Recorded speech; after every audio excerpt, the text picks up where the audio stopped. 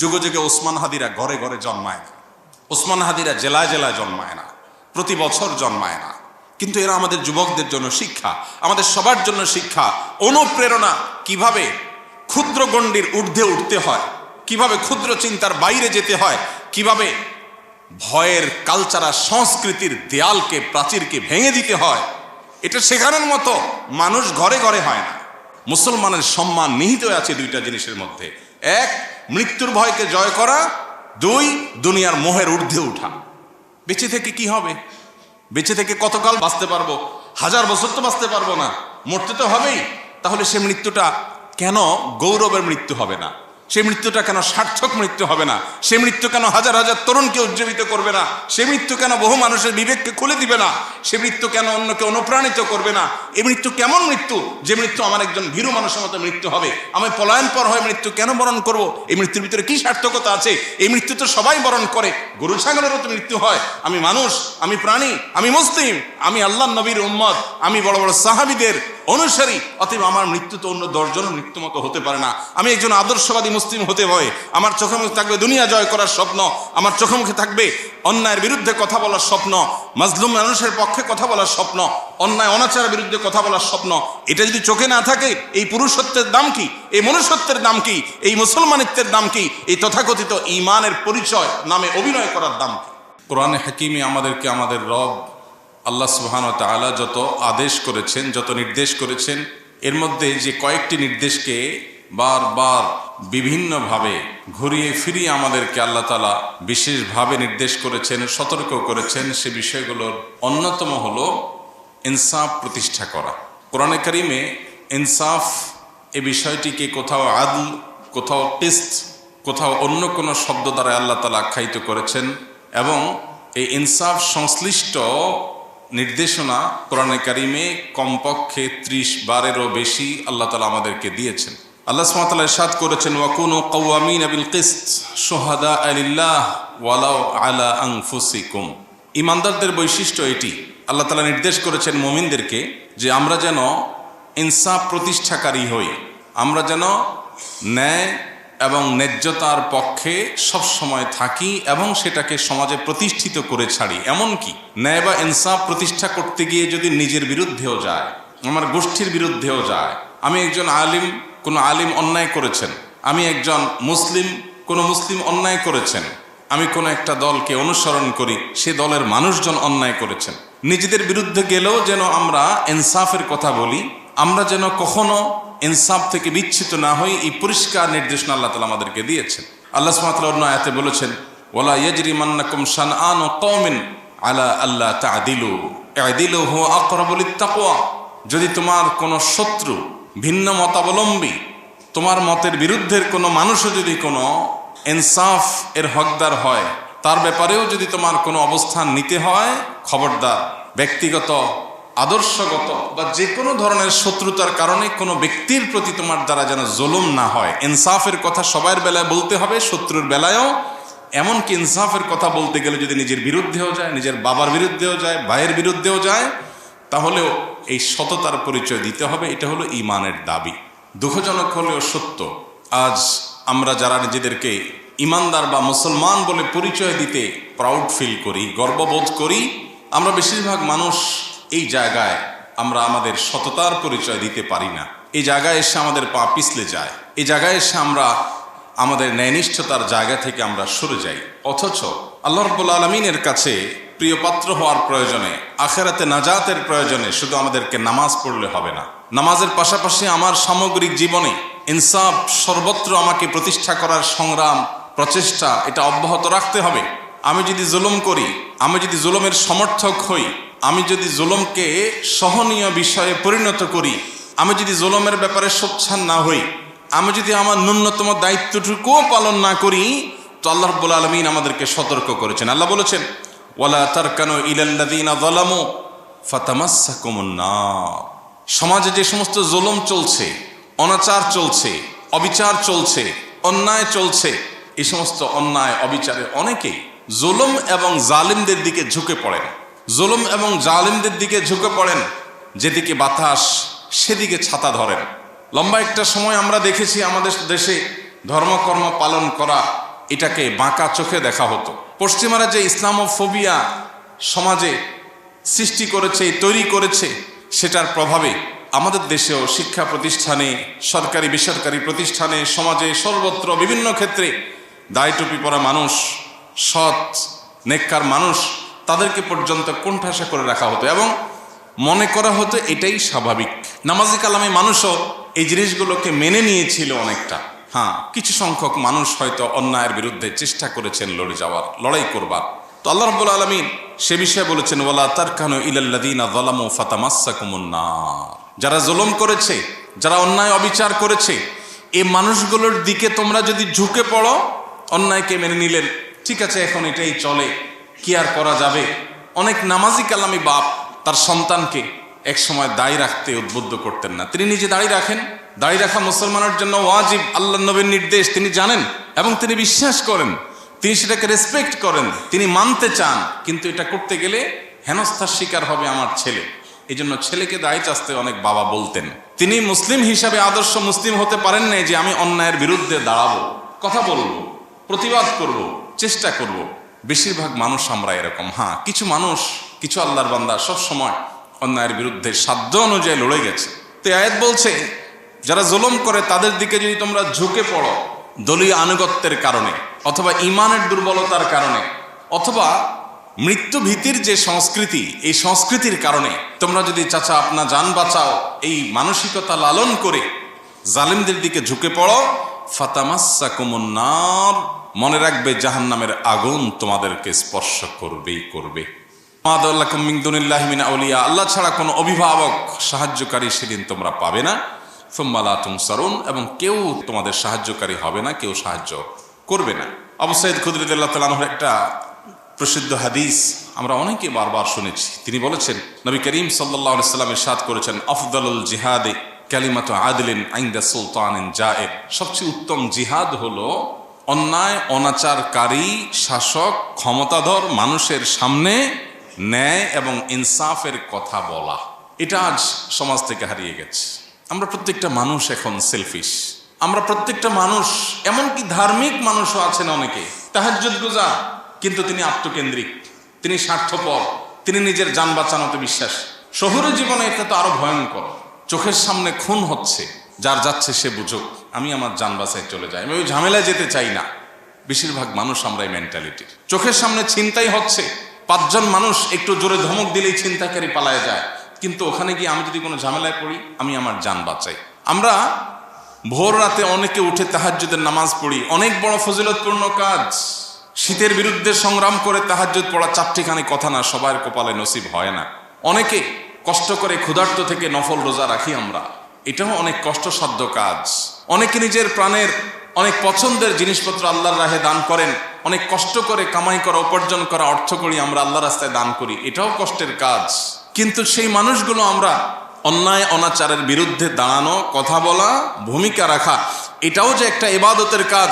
কোনো কোনো ক্ষেত্রে আমার ওই তাহাজ্জুদের চাইতে বেশি ফজিলতের বিষয়, আমার দানের চাইতে বেশি সওয়াবের বিষয়, আমার অন্যান্য ইবাদতের চাইতেও আল্লাহকে বেশি সন্তুষ্ট করবে এমন বিষয়, এটা আমরা ঘুণাক্ষরেও মনে রাখি না, বরং ভুলে গেছি। কালচারটাই এমনভাবে প্রতিষ্ঠিত হয়েছে, ভোগবাদী এই পৃথিবী আমাদেরকে এমন শিক্ষা দিয়েছে যে আমাদেরকে ভয়ের সংস্কৃতি ধারণ করতে হবে, লালন করতে হবে, নিজের জীবন বাঁচাতে হবে। জীবন বাঁচায় যদ্দূর সম্ভব ইদ্দূর করলাম। আর বেশিরভাগ ক্ষেত্রে অন্যায় অনাচার এগুলোর বিরুদ্ধাচরণ, ইনসাফ এর পক্ষে কথা বলা, অবস্থান নেওয়া, এই বিষয়গুলোকে আমরা ভুলে গেছি। অথচ নবী করিম সাল্লাল্লাহু আলাইহি সাল্লামের সে হাদিস আমাদের কার না জানা। আমরা কে এই হাদিসটি না শুনেছি, যে হাদিসটিতে নবীজি বলেছেন, মান রাআ মিনকুম মুনকারান ফালইয়ুগাইয়িরহু বিয়াদিহি, তোমাদের কেউ যদি কোনো অন্যায় দেখে, সে যেন তার হাত দিয়ে সে অন্যায়কে পরিবর্তন করে দেয়। আর যদি সেটা করতে সক্ষম না হয়, তাহলে সে যেন তার মুখ দ্বারা অন্যায়ের বিরুদ্ধে বলে, সফটলি, নম্রতার সাথে, কোমলতার সাথেও যেন অন্যায়ের বিরুদ্ধে বলে। আর যদি সেটাও করতে না পারে, অন্তত অন্তর থেকে এই অন্যায় পরিবর্তন করবার চিন্তা, সংকল্প, পরিকল্পনা, নিয়ত, এর প্রতি ঘৃণা, এগুলো যেন অন্তত লালন করে। এটুকু হলো ইমানের সর্বনিম্ন স্তর। আর যদি এটুকুও না হয়, আপনার সমাজে অনাচার হচ্ছে, আপনার ব্রুটা পর্যন্ত ভাঁজ হচ্ছে না, কপালে ভাঁজ হচ্ছে না, অন্যায় হচ্ছে, আপনি সেটার বিরুদ্ধে কথা বলা তো দূরের কথা, আপনার মধ্যে কোনো হিতাহিত জ্ঞানটুকু পর্যন্ত নেই, আপনি আপনার নিজেকে নিয়ে ব্যস্ত, তাহলে নিজেকে মুসলিম বা ইমানদার হিসাবে দাবি করবার কোনো নৈতিক অধিকার আমাদের নাই। আজ দুঃখজনক বাস্তবতা হলো আমরা বেশিরভাগ মানুষ এই কাতারের মুসল্লি। আমরা নামাজ পড়ি কিন্তু অসৎ কাজে বাধা প্রদান আমরা করি না। আমরা প্রত্যেকটা মানুষ যদি অন্যায়ের বিরুদ্ধে সোচ্চার হতাম, কোনো জালেম মাথা ছাড়া দিয়ে দাঁড়াতে পারতো না, কোনো আধিপত্যবাদীরা আমাদেরকে গোলাম বানিয়ে রাখতে পারতো না। কিন্তু আমরা যখন স্বার্থপর হয়ে গেছি, আমরা যখন শুধু নিজের জীবন আর পরিবার নিয়ে আমাদের চিন্তা ভাবনা ঘুরপাক খায়, এর বাইরে আমরা ভাবতে পারি না, তখন গোলামি আমাদের জন্য অবধারিত হয়ে গেছে, অপমান আমাদের জন্য অবধারিত হয়ে গেছে, অপরিহার্য হয়ে গেছে। নবী সাল্লাল্লাহু আলাইহি সাল্লাম তার সেই প্রখ্যাত হাদিসে এমনি এমনি বলেননি। একটা সময় আসবে যে সমস্ত জাতিগোষ্ঠীরা, সমস্ত সম্প্রদায়, অন্য ধর্মের মানুষেরা, মানুষ যেভাবে খাবারের টেবিলে বসে চারপাশে ভাগযোগ করে ছিঁড়ে ফুড়ে খায়, তোমাদের মুসলিম জাতিকে সেভাবে ছিঁড়ে ফুড়ে খাবে। কখনো তোমাদেরকে জঙ্গি তকমা দিবে, কখনো তোমাদেরকে মৌলবাদী তকমা দিবে, কখনো তোমাদেরকে বিভিন্ন দেশবিরোধী তকমা দিবে। এগুলো দিয়ে দিয়ে তোমাদেরকে দুর্বল করবে, কোণঠাসা করবে এবং তোমাদেরকে শেষ করবে, ধ্বংস করবে। নিজেদের মধ্যে গ্রুপিং সৃষ্টি করে, মতবিরোধ সৃষ্টি করে, তোমাদের মধ্যে মতভিন্নতা সৃষ্টি করে তোমাদেরকে লাগিয়ে দিবে এবং মুসলমানদের মধ্যে একটা অংশ আরেক অংশের ব্যাপারে দ্বিধাগ্রস্ত হয়ে পড়বে। এরকম যে জটিল অবস্থায় তৈরি হবে, অন্য সম্প্রদায়ের মানুষরা তোমাদেরকে ভোগের বস্তুতে পরিণত করবে, তোমাদেরকে ভেঙে চড়ে খাবে। কেউ কাশ্মীর নিবে, কেউ ইরাক নিবে, কেউ সিরিয়া নিবে, কেউ আফগানিস্তান নিবে, কেউ আফ্রিকা নিবে। ভাগযোগ করে সবাই তোমাদেরকে যখন লুটপাট করে খাবে, এমন একটা সময় আসবে। নবীজিকে সাহাবীরা বলেছেন, ইয়া রাসূলুল্লাহ আবি কিল্লাতি নাহনু ইয়াউমাইদিন, সেদিন কি আমাদের সংখ্যা অনেক অল্প হবে, সেজন্য দুরবস্থা হবে? নবীজি বলেছেন, না, বাল আনতুম ইয়াউমাইদিন কাসীর, বরং সেদিন তোমাদের সংখ্যা হবে অনেক। দুনিয়াতে কোটি কোটি মুসলমান থাকবে, ওয়ালাকিন্নাকুম গুসাউন কাগুসাইস সাইল, কিন্তু বানের পানির উপরে খড়কুটা যেরকম ভেসে যায়, তোমরা সেরকম খড়কুটার মতো হবে।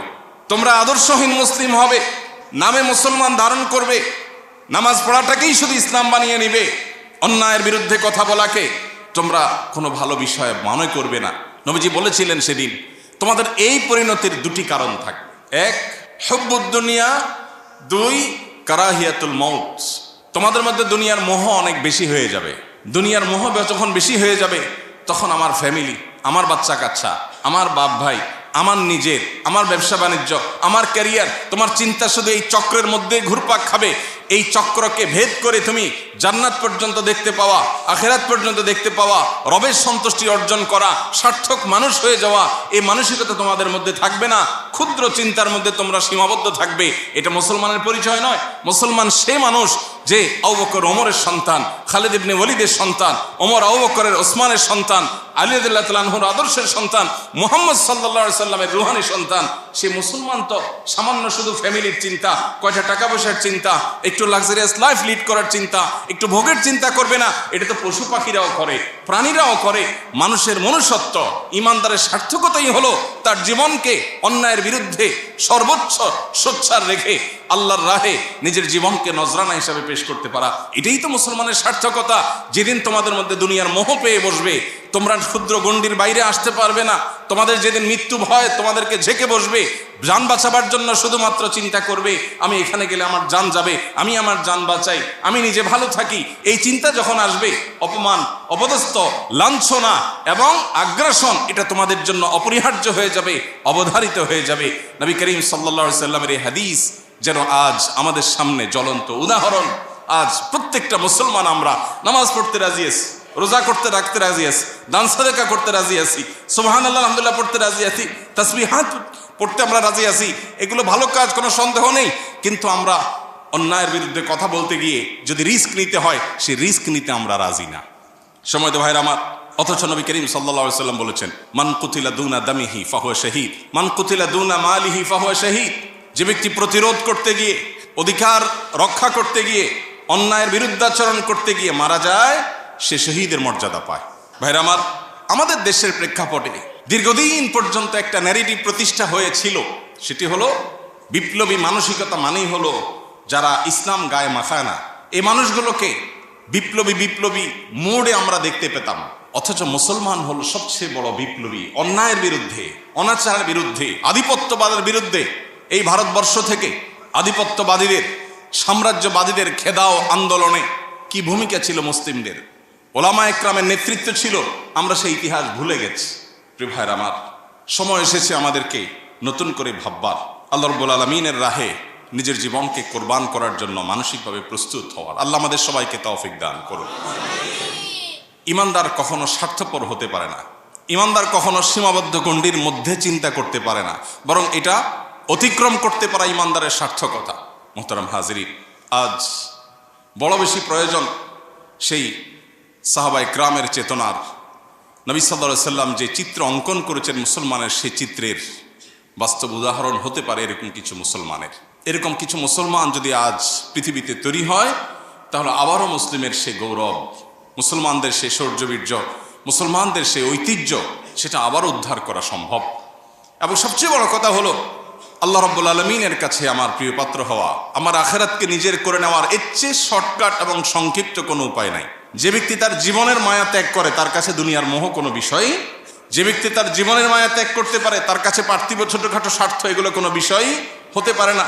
তাকে পৃথিবীতে কেউ পরাজয় করতে পারে না যে মৃত্যুকে ভয় করে না, বরং যে মৃত্যুকে আলিঙ্গন করবার জন্য, মৃত্যুকে ওয়েলকাম করার জন্য যে অপেক্ষা করে, সে ব্যক্তিকে কখনো কেউ পরাজিত করতে পারে না। সে মানসিকভাবে সবচেয়ে সুখী, যে বেঁচে থাকার জন্য বিড়ালের মতো এদিক সেদিক ছুটাছুটি করে, নিজের জীবন রক্ষা করার জন্য, নিজের যান বাঁচানোর জন্য, নিজের সুবিধা রক্ষার জন্য, ব্যবসাটা বাঁচানোর জন্য, পিঠটা বাঁচানোর জন্য, নিজেকে রক্ষা করার জন্য শুধুমাত্র নিজের আর নিজের পরিবারের গণ্ডির মধ্যে যে সীমাবদ্ধ হয়ে থাকে, এই ব্যক্তি লাঞ্ছনার জীবনের মধ্যে থাকে।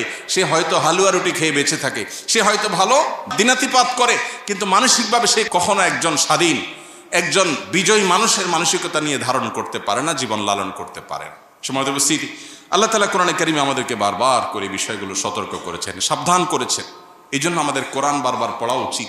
কোরআনের প্রতিটা পৃষ্ঠার প্রতিটা লাইন আমাদের জীবনে গুরুত্বপূর্ণ পরিবর্তন আনতে ভূমিকা রাখে। আমরা যদি কোরআন পড়ি, কোরআন বোঝার চেষ্টা করি, কোরআনের প্রত্যেকটা শব্দ হরফ থেকে পাওয়া বার্তা যদি আমাদের জীবন ধারণ করতে পারি, শুধু আখিরাত নয়, দুনিয়ার জীবন আমাদের সোনার জীবনে পরিণত হবে ইনশাআল্লাহ। আজকের পৃথিবী সফলতার যে সংজ্ঞা দাঁড় করিয়েছে, আজকের পৃথিবী সার্থকতার যে সংজ্ঞা দাঁড় করিয়েছে, যে ডেফিনিশন স্থির করে দিয়েছে, এটাকে বদলে দিয়েছে কোরআন, এটাকে পরিবর্তন করে দিয়েছে কোরআন। ভোগের মধ্যে নয়, ত্যাগের মধ্যেই সার্থকতা। বিড়ালের মতো শুধুমাত্র যান বাঁচানোর চিন্তা করার মধ্যেই কোনো সফলতা নয়, সুখ নয়।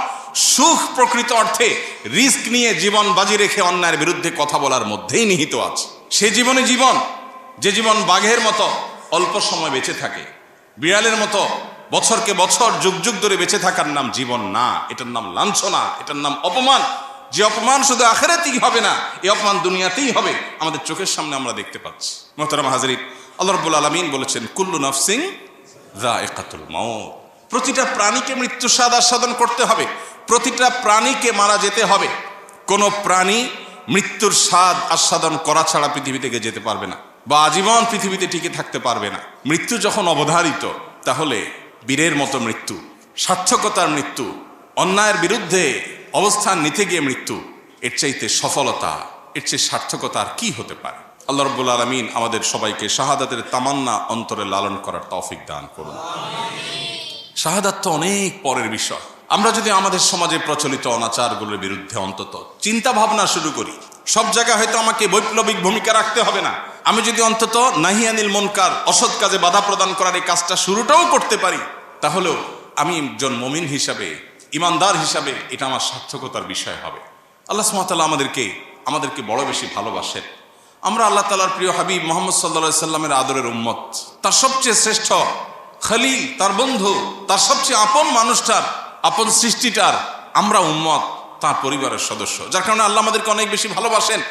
পৃথিবীর ইতিহাসে যত জাতিগোষ্ঠী এসেছে, যত সম্প্রদায় এসেছে, সবার মধ্যে উম্মতে মুহাম্মদী আল্লাহর কাছে স্পেশাল।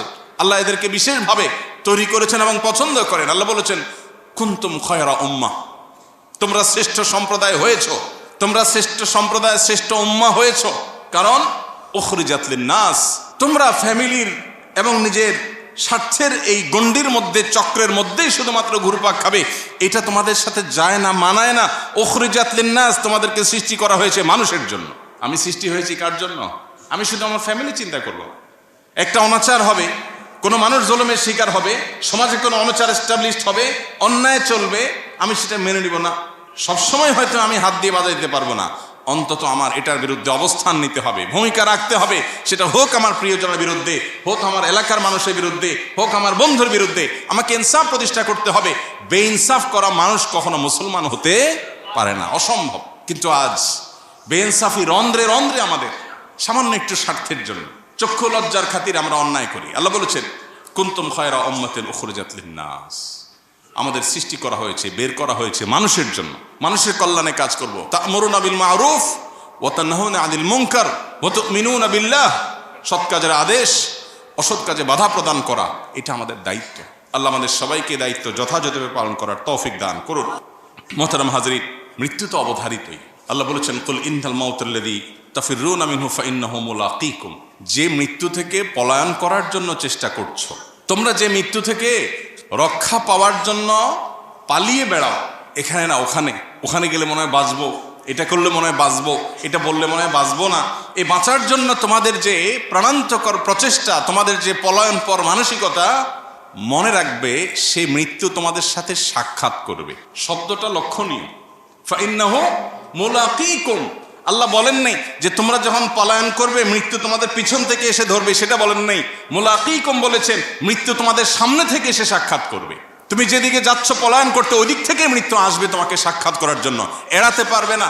মৃত্যু যখন অবধারিত, তাহলে সেটা শিয়ালের মৃত্যু কেন হবে, বাঘের মৃত্যুই হওয়া উচিত।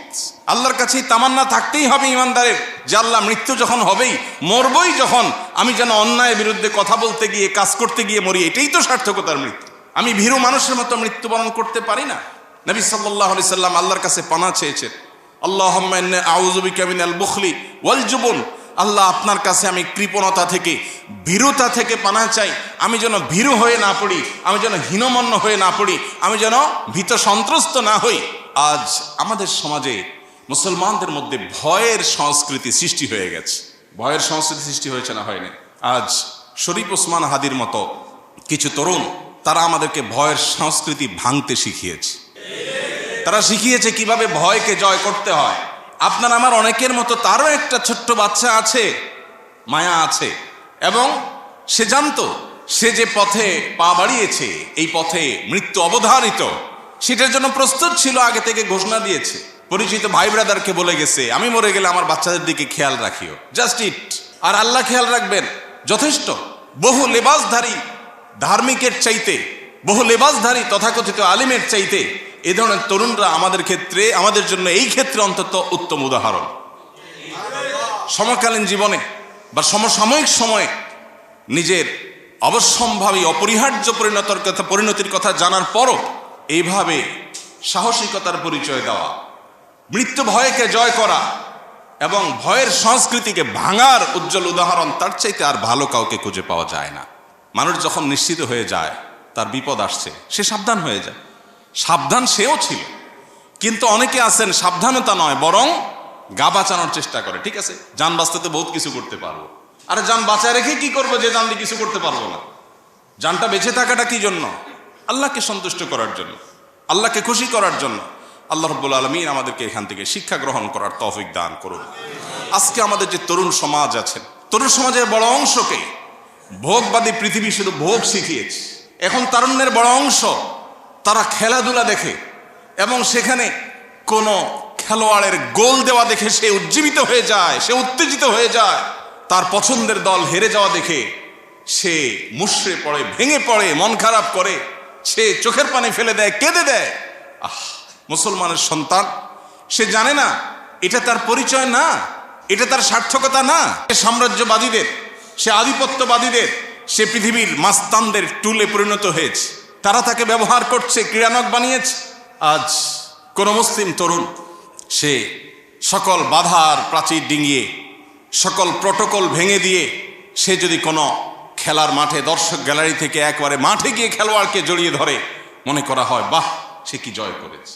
অথচ মুসলমান তো খালিদ ইবনে ওয়ালিদের সন্তান, ওমর আবু বকরের সন্তান, ওসমান আলীর সন্তান, আব্দুল্লাহ ইবনে ওমরের সন্তান, রিদওয়ানুল্লাহি তাআলা আলাইহিম আজমাইন। তারা আমাদেরকে শিখিয়েছেন কিভাবে ইনসাফের জন্য সংগ্রাম করতে হয়, লড়াই করতে হয়, পৃথিবীর মানুষকে সত্যের পথে আনবার জন্য লড়াই করতে হয়, কিভাবে নিজের ভোগবাদিতাকে পায়ের নিচে পিষ্ট করতে হয়, এই শিক্ষা তারা দিয়ে গেছেন। এই জন্য পৃথিবীকে তারা শাসন করেছে, পৃথিবী তাদের পায়ের নিচে এসেছে। কারণ মুসলমানের সম্মান নিহিত আছে দুইটা জিনিসের মধ্যে: এক, মৃত্যুর ভয়কে জয় করা; দুই, দুনিয়ার মোহের ঊর্ধ্বে ওঠা। বেঁচে থেকে কি হবে? বেঁচে থেকে কতকাল বাঁচতে পারবো? 1000 বছর তো বাঁচতে পারবো না, মরতে তো হবেই। তাহলে সে মৃত্যুটা কেন গৌরবের মৃত্যু হবে না? সে মৃত্যুটা কেন সার্থক মৃত্যু হবে না? সে মৃত্যু কেন হাজার হাজার তরুণকে উজ্জীবিত করবে না? সে মৃত্যু কেন বহু মানুষের বিবেককে খুলে দিবে না? সে মৃত্যু কেন অন্যকে অনুপ্রাণিত করবে না? এই মৃত্যু কেমন মৃত্যু, যে মৃত্যু আমার একজন ভীরু মানুষের মতো মৃত্যু হবে? আমি পলায়ন পর হয়ে মৃত্যু কেন বরণ করব? এই মৃত্যুর ভিতরে কি সার্থকতা আছে? এই মৃত্যু তো সবাই বরণ করে, গরু ছাগলেরও তো মৃত্যু হয়। আমি মানুষ, আমি প্রাণী, আমি মুসলিম, আমি আল্লাহ নবীর উম্মত, আমি বড় বড় সাহাবীদের অনুসারী। অতএব আমার মৃত্যু তো অন্য 10 জনের মৃত্যু মতো হতে পারে না। আমি একজন আদর্শবাদী মুসলিম হতে হয়। আমার চোখের মুখে থাকবে স্বপ্ন, আমার চোখের মুখে থাকবে দুনিয়া জয় করার স্বপ্ন, আমার চোখে মুখে থাকবে অন্যায়ের বিরুদ্ধে কথা বলার স্বপ্ন, মাজলুম মানুষের পক্ষে কথা বলার স্বপ্ন, অন্যায় অনাচারের বিরুদ্ধে কথা বলার স্বপ্ন। এটা যদি চোখে না থাকে, এই পুরুষত্বের দাম কি? এই মনুষ্যত্বের দাম কি? এই মুসলমানিত্বের দাম কি? এই তথাকথিত ঈমানের পরিচয় নামে অভিনয় করার দাম কি? প্রিয় ভাইরা আমার, আল্লাহ রাব্বুল আলামিন আমাকে, আপনাকে, আমাদের সবাইকে এই যে দুনিয়ার মোহ আর মৃত্যু ভীতি, এই দুইটা জিনিসকে জয় করার তৌফিক দান করুন। আমাদের যাবতীয় সম্মান, আমাদের যাবতীয় ঐতিহ্য, আমাদের যাবতীয় মর্যাদা, এই দুটি বিষয়কে জয় করার মধ্যে নিহিত আছে। আল্লাহ রাব্বুল আলামিন ওসমান হাদিকে শাহাদাতের সর্বোচ্চ মাকাম দান করেন। নবী করিম সাল্লাল্লাহু আলাইহি সাল্লাম বলেছেন, মান আহাব্বা লিকা আল্লাহ আহাব্বাল্লাহু লিকাআহ। যে ব্যক্তি আল্লাহর সঙ্গে সাক্ষাৎ করাকে পছন্দ করে, যে আল্লাহর সাথে দেখা করার জন্য অপেক্ষমান থাকে, যে কখন মৃত্যু হবে আর আল্লাহর সাথে সাক্ষাৎ হবে, নবীজির সাথে সাক্ষাৎ হবে, জান্নাতে যেতে পারবে, এই আকুলতা যার অন্তরে লালন করে, স্বয়ং আল্লাহ তার সঙ্গে সাক্ষাৎ করাকে পছন্দ করেন। স্বয়ং আল্লাহ তার সাক্ষাতের প্রত্যাশী বা সাক্ষাৎ ভালোবাসেন, পছন্দ করেন। কত সার্থকতার জীবন! নবী করিম সাল্লাল্লাহু আলাইহি সাল্লামের জীবনের শেষ মুহূর্তে যখন তার দুনিয়া থেকে বিদায় নেওয়ার সময় ক্ষণ ঘনিয়ে এসেছিল, তখন তিনি বলেছিলেন, আর রফিক আল আলা, আর রফিক আল আলা, অর্থাৎ মহান বন্ধুর সান্নিধ্য আমি আশা করছি, কামনা করছি, চাই, প্রত্যাশা করছি। পিপাসা আল্লাহর সঙ্গে সাক্ষাতের, তৃষ্ণা আল্লাহর সঙ্গে দেখা হওয়ার। সে মৃত্যু কত সার্থকতার মৃত্যু! আর ভীত মানুষের মৃত্যু, বাঁচতে চাই, মরতে চাই না, এটা তো আখিরাতে বিশ্বাসী, জান্নাতে বিশ্বাসী কোনো মানুষের স্বভাব নয়। আমরা বেশিরভাগ মানুষ এই কাতারে, আমরা গায়ে গতরে মুসলমান, দাবিতে মুসলমান, ইবাদতে আচারে মুসলমান, কিন্তু ভেতর থেকে মুসলমান হয়ে উঠতে পারিনি, ভেতর থেকে মুমিন হয়ে উঠতে পারিনি, আমার অন্তরকে মুসলমান বানাতে পারিনি, আমার নিজেকে ইমানদার বানাতে পারিনি। যদি পারতাম তাহলে মৃত্যু আমার সবচেয়ে প্রিয় জিনিস হতো, কারণ মৃত্যুর পরেই আমার জান্নাত অপেক্ষা করছে। মৃত্যু আমার সবচেয়ে প্রিয় জিনিস হতো, কারণ তারপরে আমার নবীর সাথে সাক্ষাতের সুযোগ তৈরি হবে। মৃত্যু আমার সবচেয়ে প্রিয় জিনিস হতো, কারণ তারপরেই আমার জান্নাতে যাওয়ার পথ সুগম হবে। হাউজে কাউসার আমি পাবো, নবী রাসূলদের সাথে সাক্ষাৎ আমি পাবো, স্বয়ং আল্লাহর সাথে আমি সাক্ষাৎ পাবো। আল্লাহ আমাদের সবাইকে সে মানসিকতা লালন করার তৌফিক দান করুন। আল্লাহ রাব্বুল আলামিন কোরআনে হাকিমে বলেছেন, ওয়ালা তাহসাবান্নাল্লাযীনা কুতিলু ফী সাবিলিল্লাহ আমওয়াতা। যারা আল্লাহর রাহে মৃত্যুবরণ করেছেন, সে মানুষগুলোকে তোমরা মৃত মনে করো না, সে মানুষগুলোকে তোমরা মৃত মনে করো না। বাল আহইয়াউন ইনদা রাব্বিহিম ইরযাকুন, বরং তারা তাদের রবের কাছে জীবিত। তোমাদের কাছে মনে হতে পারে তার দেহ থেমে গেছে, তার হার্টবিট বন্ধ হয়ে গেছে। সে মৃত নিথর দেহের একজন মানুষ মনে হতে পারে, রবের কাছে তারা জীবিত, রবের সাথে সাক্ষাৎ শুরু হয়ে গেছে এবং তারা আল্লাহর কাছ থেকে রিজিক পাওয়া শুরু করে দিয়েছে। সার্থক সে জীবন, সফল সে জীবন। আল্লাহ রাব্বুল আলামিন আমাদের তারুণ্যকে ভোগবাদী দুনিয়ার এই যে মোহনীয় হাতছানি, এটাকে জয় করবার তৌফিক দান করুন। আমার তরুণ বন্ধুরা, আমার যুবক ভাইয়েরা, আজ পশ্চিমা দুনিয়া, আজ অমুসলিমদের যে সংস্কৃতি আর কৃষ্টি কালচার, এটার প্রভাবে আমরা প্রভাবিত হয়ে আমাদের কাছে ভোগ, মোজ মাস্তি এটাই জীবনে পরিণত হয়ে গেছে। আল্লাহর কসম, ভোগ আর মোজ মাস্তির জীবন জীবন নয়, এই জীবন উপভোগ্য নয়। এটা খুবই সামান্য সময়ের সীমিত আনন্দ আপনাকে দিতে পারে, চূড়ান্তভাবে মৃত্যুর পরের সময় অপেক্ষা করতে হবে না, জীবনেই আপনাকে কুরে কুরে শেষ করবে। আপনি একটা সময় উপলব্ধি করতে পারবেন আমার জীবনের আসলে লক্ষ্যটা কি। ভোগ উপভোগ তো খুব সামান্য সময়ের, পছন্দনীয় খাবার খাচ্ছেন, এটা গলার নিচে নামার আগ পর্যন্ত উপভোগের বিষয়, এরপরে আর উপভোগের কোনো বিষয় নয়। সো এটা কোনো জীবন না। জীবন হলো সংগ্রামের জীবন, জীবন হলো ন্যায়নিষ্ঠতার জীবন, জীবন হলো আল্লাহর দাসত্বের জীবন, জীবন হলো আল্লাহর গোলামের জীবন, জীবন হলো প্রকৃত অর্থে আল্লাহর সামনে নিজেকে সঁপে দেওয়ার জীবন। জীবন হলো ত্যাগের নাম, জীবন ভোগের নাম না। জীবন হলো স্যাক্রিফাইসের নাম, জীবন উপভোগের নাম না। জীবন শুধুমাত্র বস্তুবাদের নাম না, জীবন হলো আখিরাত মুখিতার নাম। আল্লাহ আমাদের সবাইকে সেই জীবন লালন করার তৌফিক দান করুন। যুগে যুগে ওসমান হাদিরা ঘরে ঘরে জন্মায় না, ওসমান হাদিরা জেলায় জেলায় জন্মায় না, প্রতি বছর জন্মায় না, কিন্তু এরা আমাদের যুবকদের জন্য শিক্ষা, আমাদের সবার জন্য শিক্ষা, অনুপ্রেরণা। কিভাবে ক্ষুদ্র গণ্ডির ঊর্ধ্বে উঠতে হয়, কিভাবে ক্ষুদ্র চিন্তার বাইরে যেতে হয়, কিভাবে ভয়ের কালচারাল সংস্কৃতির দেয়ালকে প্রাচীরকে ভেঙে দিতে হয়, এটা শেখানোর মতো মানুষ ঘরে ঘরে হয় না। আল্লাহ তাআলা আমাদেরকে শিক্ষা গ্রহণের তৌফিক দান করুন। আল্লাহুম্মা আহসিন খাতিমানা ওয়া আওয়াকিবানা। আল্লাহ আমাদের মৃত্যু, আমাদের শেষ পরিণতিটা যেন ভালো হয়, সুন্দর হয়, সার্থক হয়, আমাদের জন্য সেটা যেন আনন্দের হয়, তৃপ্তির হয়, সেটা যেন আমাদের দুনিয়াতেও মর্যাদার হয়, আখিরাতেও যেন আমাদের রবের সন্তুষ্টির কারণ হয়। আল্লাহ আমাদের সবাইকে সেই তৌফিক দান করুন।